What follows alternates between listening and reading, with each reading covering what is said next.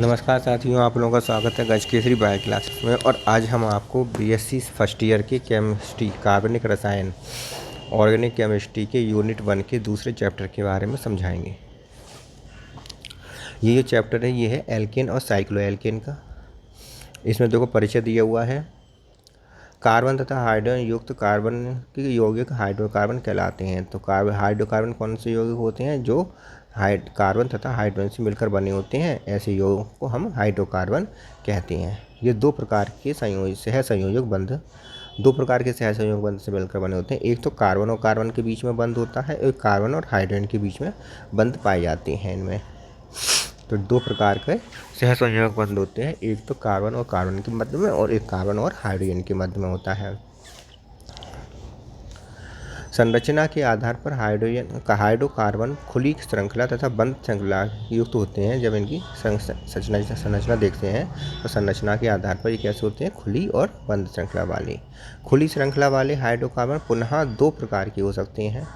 ठीक है, तो खुली श्रृंखला वाले जो हाइड्रोकार्बन है दो प्रकार के हो सकते हैं। एक तो संतृप्त होते हैं एल्केन और एक असंतृप्त एल्केन होते हैं। तो संतृप्त एल्केन कौन से होते हैं? जिनमें एक कार्बन और कार्बन के बीच में एक बॉन्ड लगा होता है, वो संतृप्त खुली श्रृंखला वाले युक्त पदार्थ एल्केन होते हैं। जबकि दूसरे जो होते हैं असंतृप्त का मतलब यह है कि कार्बन और कार्बन के मध्य में दो डबल बॉन्ड लगे होंगे या तीन डबल बॉन्ड लगे होंगे। अगर कार्बन और कार्बन के मध्य दो डबल बॉन्ड लगे हों तो वो एल्कीन कहलाते हैं, असंतृप्त होते हैं। और कार्बन और कार्बन के मध्य तीन ट्रिपल बॉन्ड लगे हों तो ये एल्काइन कहलाते हैं और ये असंतृप्त खुली श्रृंखला वाले होते हैं। बंद श्रृंखला वाले जो होते हैं वो साइक्लो एल्केन होते हैं और एरीन्स होते हैं। बंद श्रृंखला वाले या चक्रीय जो होते हैं वो साइक्लो एल्केन या एरीन प्रकार के होते हैं। तो दो प्रकार के होगा, ये भी साइक्लो एल्केन और एरीन प्रकार के। साइक्लो एल्केनों के अणुओं में बंद श्रृंखला या वलय होती है, जैसे साइक्लोप्रोपेन, साइक्लोब्यूटेन, है ना। लेकिन ये यौगिक एलिफैटिक होते हैं। कैसे होते हैं? एलिफैटिक होते हैं। एरीनों में एक या अधिक बेंजीन वलय होते हैं। जो एरीन्स होते हैं उनमें एक वलय होता है और अधिक भी वलय हो सकते हैं। एक या अधिक बेंजीन वलय हो सकते हैं, जैसे बेंजीन, नैप्थलीन। ये यौगिक कैसे होते हैं? एरोमेटिक और असंतृप्त होते हैं। एरोमेटिक तथा असंतृप्त होते हैं। ये बात विशेष बात है कि जो एरीन्स होते हैं वो एरोमेटिक होते हैं और असंतृप्त होते हैं, जैसे कि बेंजीन, नैप्थलीन, जिनमें एक या अधिक वलय पाए जाते हैं, बेंजीन वलय पाए जाते हैं। जबकि जो साइक्लो एल्केन होते हैं उनमें वो बंद श्रृंखला वाले वलय वाले होते हैं और इनमें जैसे साइक्लोप्रोपेन, साइक्लोब्यूटेन आदि। अब सबसे पहले ले लेते हैं एल्केन्स को। एल्केन्स के बारे में अध्ययन करेंगे कि एल्केन संतृप्त हाइड्रोकार्बन्स होते हैं जिनके अणुओं में कार्बन कार्बन एकल बंध होता है। कार्बन और कार्बन के मध्य में कितना बंध होगा? एक बंध होगा। एकल बंध होते हैं। ये एक समजात श्रेणी बनाते हैं जिनका सामान्य सूत्र क्या होता है? CnH2n+2। CnH2n+2 जो होता है इसका सामान्य सूत्र होता है। इसी से ही ये फार्मूला है, इसी से ही एल्केन का फार्मूला बनता है। मतलब अगर n की जगह पर 1 रख दें तो कार्बन की संख्या 1 हो जाएगी और एक कार्बन वाला जो होगा उसका फार्मूला होगा CH2+2 मतलब H4, CH4। ये उसका सूत्र हो जाएगा।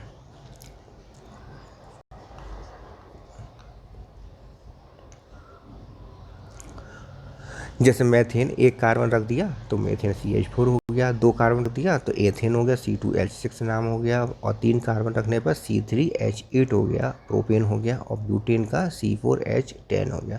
इस प्रकार ये एल्केन हो गए। और ये एल्केन कैसे होते हैं? संतृप्त होते हैं। उच्च सदस्यों के ग्रीक पूर्व लग्न होते हैं। जो उच्च सदस्य होते हैं पेंटेन, हेक्सेन, हेप्टेन, ऑक्टेन, इनके ग्रीक पूर्व लग्न होते हैं जो कि अणु के कार्बन परमाणुओं की संख्या को प्रदर्शित करते हैं। जैसे इसमें 5 कार्बन परमाणु, 6, 7, 8, 9, 10 कार्बन परमाणु होते हैं और उसी उसी के अनुरूप उसका पूर्व लग्न होता है। जैसे 5 कार्बन है तो पेंटीन, 5 के लिए आ गया हेक्सेन, हेक्स के लिए आ गया हेप्टेन, 7 के लिए आ गया ऑक्टेन, तो ऑक्टा जो होता है वो, और 8 के लिए होता है नॉनेन, नॉनेन 9 जो होता है 9 के लिए, डेकेन में डेका जो होता है वो 10 के लिए होता है। इस प्रकार जो पूर्व लग्न होते हैं उन्हीं से पता चल जाता है कि कितने कार्बन परमाणु इसमें उपस्थित हैं। इसके बाद जो एल्केनों को हम बताते हैं, एल्केनों को पैराफिन भी कहते हैं। पैराफिन जो होते हैं वो एल्केन होते हैं। ये यौगिक रासायनिक रूप से एक क्रियाशील होते हैं, कम क्रियाशील होते हैं। ठीक है, कितने होते हैं? कम क्रियाशील होते हैं। रासायनिक रूप से ये कम क्रियाशील होते हैं। इनमें कार्बन परमाणुओं की खुली लंबी श्रृंखलाएं होती हैं। ये श्रृंखलाएं सीधी पार्श्व हो सकती हैं, सीधी या पार्श्व हो सकती हैं। जैसे सीधी तो ये रही, पार्श्व ये रही, पार्श्व ये रही, पार्श्व होती हैं। ऐसे यौगिक जिनमें कार्बन परमाणुओं की सीधी श्रृंखला पाई जाती है नॉर्मल यौगिक कहलाते हैं। ये नॉर्मल यौगिक है, नॉर्मल पेंटेन, एन पेंटेन लिखा हुआ है। ऐसे यौगिक जिनमें कार्बन श्रृंखला के किसी एक सिरे से कार्बन संख्या 2 का मैथिल ग्रुप होता है आइसो यौगिक कहलाता है।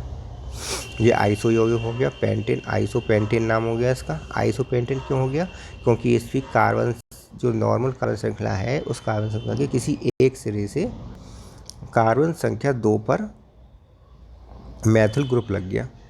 कार्बन संख्या 2 कौन सी हो गई? ये तो कार्बन संख्या 2 पर मैथिल ग्रुप लग गया। तो कार्बन संख्या 2 पर जब मैथिल ग्रुप लग जाएगा, चाहे इधर से लगे दूसरे पर, चाहे इधर से लगे तो आइसो पेंटेन कहलाता है, आइसो ग्रुप यौगिक कहलाता है।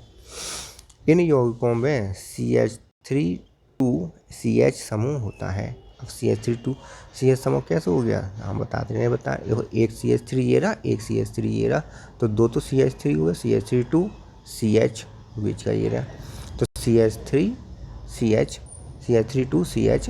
समूह होता है। आइसो यौगिक होते हैं उनमें। यौगिक जिनमें एक ही परमाणु के 4 अन्य कार्बन परमाणु जुड़े होते हैं नियो यौगिक कहलाते हैं। तो ऐसे यौगिक जिनके एक मध्य में तो एक कार्बन होगा और इसकी चारों वैलेंसी से 4 बंध लगे होंगे और चारों बंधों पर अलग अलग एक एक कार्बन परमाणु जुड़ा होगा। तो ऐसे हम यौगिकों को क्या कहते हैं? नियो यौगिक कहते हैं। जैसे इसमें कितने कार्बन है? 5, तो ये नियो पेंटेन हो गया। क्या हो गया? ये नियो पेंटेन हो गया। ये एन पेंटेन हो गया, नॉर्मल पेंटेन हो गया, ये आइसो पेंटेन हो गया, क्योंकि जो श्रृंखला है उसके दूसरे कार्बन से मिथाइल ग्रुप लगा हुआ है, इसलिए आइसो पेंटेन नाम हो गया इसका। और इसी का अब देखो आगे देखते हैं नेक्स्ट। इन यौगिकों में श्रृंखला में 4 प्रकार के कार्बन परमाणु होते हैं। कितने प्रकार के कार्बन परमाणु होते हैं? 4 प्रकार के। प्राथमिक कार्बन या एग्री कार्बन परमाणु जो केवल एक अन्य कार्बन परमाणु से जुड़ा रहता है या किसी भी कार्बन परमाणु से जुड़ा नहीं रहता है। प्राथमिक या 1 डिग्री कार्बन परमाणु कहलाता है। या तो वो कार्बन परमाणु से जुड़ा हो या वो किसी भी कार्बन परमाणु से जुड़ा हुआ ना हो, तो वो कहलाएगा प्राथमिक कार्बन। जैसे इसमें पहला वाला और इसमें इधर से पहला वाला जो है प्राथमिक कार्बन है।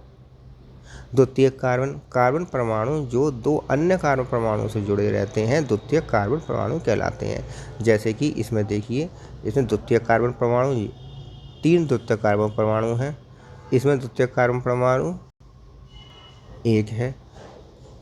ठीक है, द्वितीयक कार्बन परमाणु, ये द्वितीयक कार्बन परमाणु है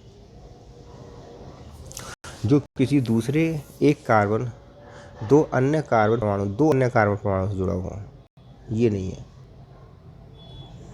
2 अन्य कार्बन परमाणुओं से जुड़ा हो, ये 2 अन्य कार्बन परमाणु से जुड़े हुए हैं, तो ये कहलाएंगे द्वितीयक कार्बन परमाणु। तृतीयक कार्बन परमाणु वो होते हैं जो 3 अन्य कार्बन परमाणु से जुड़े रहते हैं, वो तृतीयक कार्बन परमाणु कहलाते हैं। जैसे कि ये तृतीयक कार्बन परमाणु है क्योंकि ये 3 अन्य कार्बन परमाणुओं से जुड़ा हुआ है। ये 3 डिग्री का हो गया, ये 2 डिग्री का हो गया, ये 1 डिग्री का हो गया, ये 1 डिग्री का हो गया, ये 1 डिग्री का हो गया, ये 2 डिग्री का हो गया।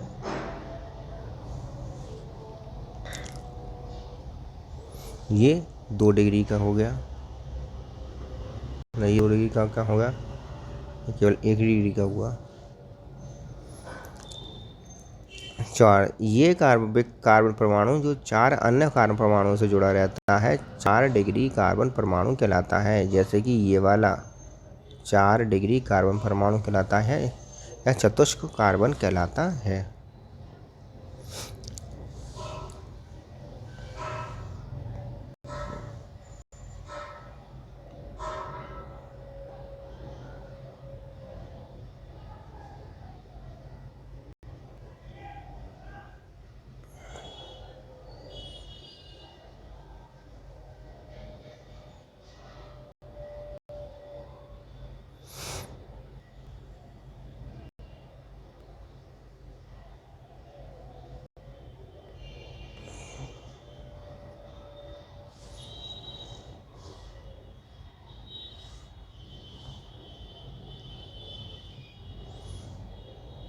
हाँ, तो अब इसमें देखिए इस वाले फार्मूले में ये 2,2 tri methyl 2,2,3 try Maithil hexane नाम है इसका। 1 2 3 4 5 6 6 है तो हेक्सेन हो गया नाम है इसका। और 1 2 3 4 4 पर क्या नाम है, मिथाइल। 4 पर कितना है, मिथाइल। और इधर से नहीं लिया आएगा क्योंकि इधर से है तो इधर से 1 2 3, तो 2 पे क्या है, मिथाइल मिथाइल 2 बार है तो 2 मिथाइल हो गए। और 3 पे मिथाइल है तो 3 पे तो 2,2,3 ट्राई मिथाइल हेक्सेन नाम हो गया इसका। अब इसमें ये देखिए कि ये पहला जो कार्बन है ये कहलाएगा प्राथमिक कार्बन, क्योंकि ये एक कार्बन से जुड़ा हुआ है, इस वाले कार्बन से जुड़ा हुआ है। ये वाला जो होगा ये कहलाया जाएगा 2 डिग्री का कार्बन। 2 डिग्री कार्बन इसलिए कहलाया जाएगा क्योंकि ये अन्य 2 कार्बनों से जुड़ा हुआ है। ये जो कहलाया जाएगा ये 2 डिग्री का कार्बन कहलाया जाएगा क्योंकि ये अन्य 2 कार्बनों से जुड़ा हुआ है। ये जो कार्बन है ये कहलाया जाएगा 3 डिग्री का कार्बन। 3 डिग्री का कार्बन कहलाया जाएगा क्योंकि ये 3 डिग्री का कार्बन कहलाया जाएगा क्योंकि ये 3 कार्बन से जुड़ा हुआ, इसके साथ 3 कार्बन जुड़े हुए हैं। ये जो है ये चतुष्क कार्बन कहलाया जाएगा या 4 डिग्री का कार्बन कहलाया जाएगा क्योंकि ये 4 कार्बन परमाणुओं से जुड़ा हुआ है। तो क्रियाशीलता जो होती है तृतीय कार्बन हाइड्रोजन परमाणु की सबसे अधिक होती है, द्वितीयक हाइड्रोजन परमाणु की कम होती है और प्रथम हाइड्रोजन परमाणु की उससे कम होती है। कार्बन परमाणुओं में जुड़े हाइड्रोजन परमाणु क्रमशः प्राथमिक, द्वितीयक और तृतीयक हाइड्रोजन परमाणु कहलाते हैं। प्राथमिक कार्बन से जुड़ा हुआ हाइड्रोजन प्राथमिक हाइड्रोजन, द्वितीयक कार्बन से जुड़ा हुआ परमाणु द्वितीयक हाइड्रोजन, तृतीयक हाइड्रोजन से जुड़ा हुआ परमाणु तृतीयक हाइड्रोजन परमाणु। ठीक है, तो जब किसी संतृप्त हाइड्रोजन कार्बन में प्राथमिक, द्वितीयक, तृतीयक तीनों प्रकार के हाइड्रोजन परमाणु प्रतिस्थापन के लिए उपलब्ध हों तो इसकी क्रियाशीलता का क्रम निम्न प्रकार होता है। जब किसी संतृप्त हाइड्रोकार्बन में प्राथमिक, द्वितीयक, तृतीयक तीनों प्रकार के हाइड्रोजन परमाणु प्रतिस्थापन के लिए उपलब्ध हों, प्रतिस्थापन के लिए यहाँ पर उपलब्ध हैं, तो ये क्या कहलाया जाएगा, तो उनमें क्रियाशीलता जो है वो किस प्रकार होती है। तृतीयक हाइड्रोजन कार्बन की क्रियाशीलता सबसे अधिक होगी, द्वितीयक कार्बन परमाणु की क्रियाशीलता उससे कम होगी और प्रथम कार्बनिक परमाणु की क्रियाशीलता उससे भी कम होगी। ये याद रखने योग्य बात है।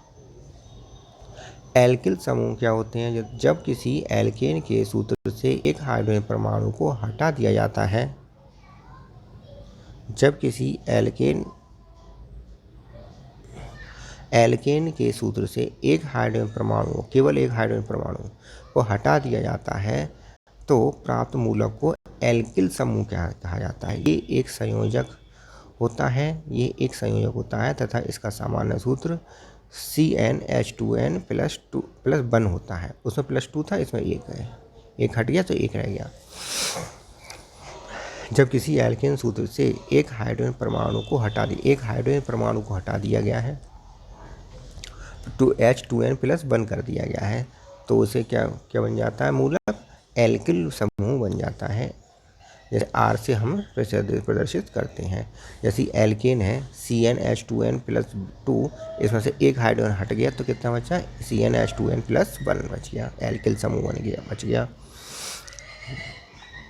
एल्केन में क्या था, एल्केन R और R में H साथ में था, H हट गया तो RR बचा केवल, तो एल्किल समूह को हम कहें R से रिप्रेजेंट करेंगे। एल्केन के ये सूत्र है CH4 है, तो एल्काइल इसका क्या होगा, मीथेन का मैथिल। एल्केन मीथेन है तो एल्काइल क्या होगा, समूह क्या होगा इसका, मैथिल CH3। C2H6 एथेन को कहते हैं, तो एथिल इसका होगा C2H5। C3H8 प्रोपेन है तो प्रोपिल इसका होगा C3H7, एक ही तो हटना है। C4H10 अगर ब्यूटेन है तो ब्यूटिल का सूत्र क्या होगा, C4H9। C5H12 पेंटेन है तो C5H11 पेंटिल समूह होगा।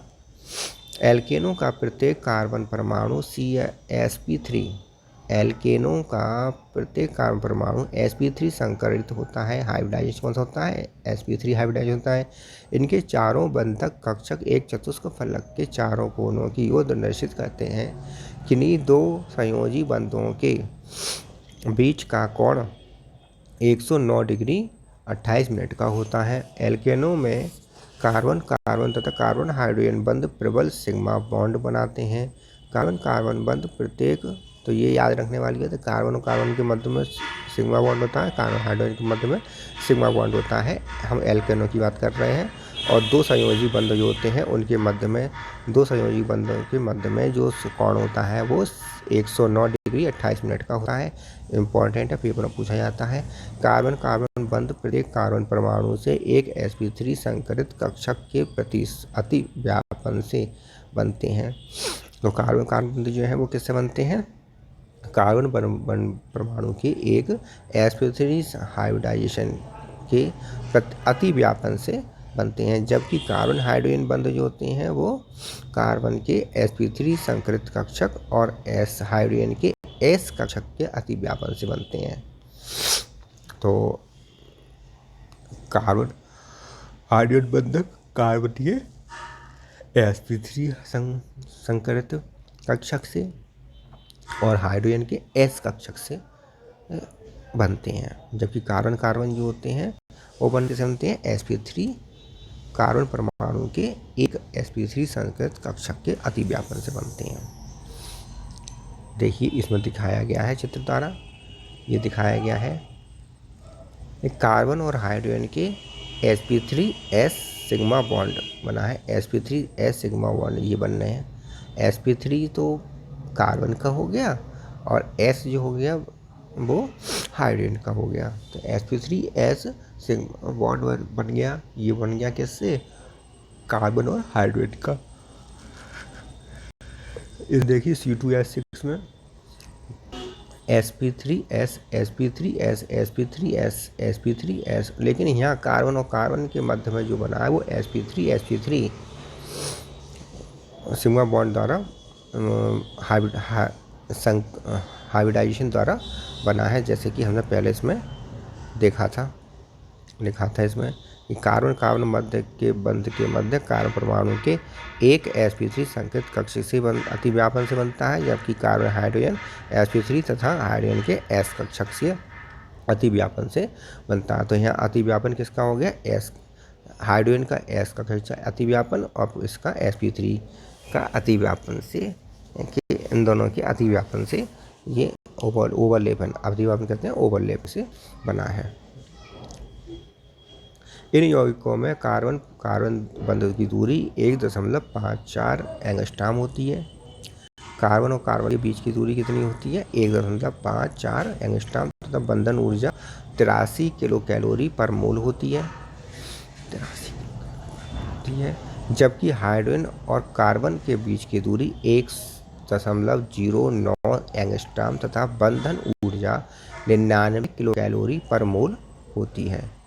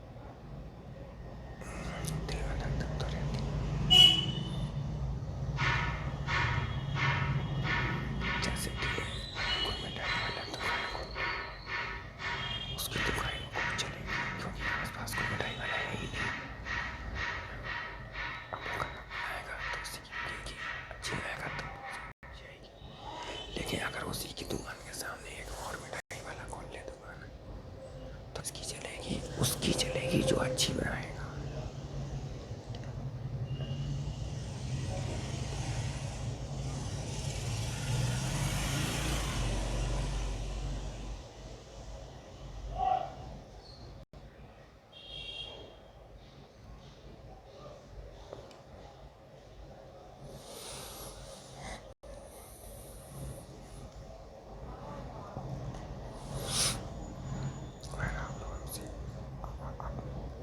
तुम लोग समझ ही गए हो। तो YouTube पर जो ये उनको आप देखते हैं, उसमें आप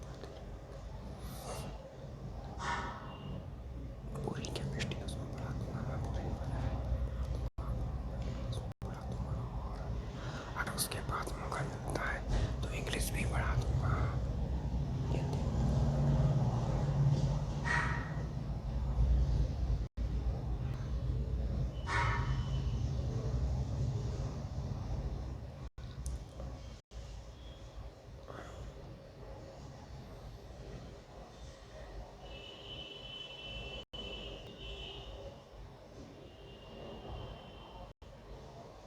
मैं किसी बच्चे ने जो झेला है उनसे जाके अगर ये क्या है कि आज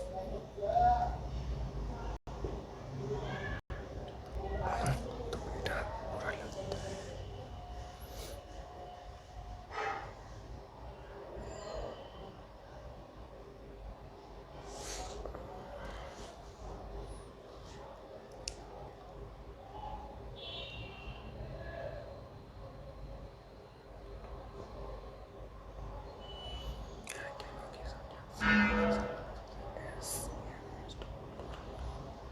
किसी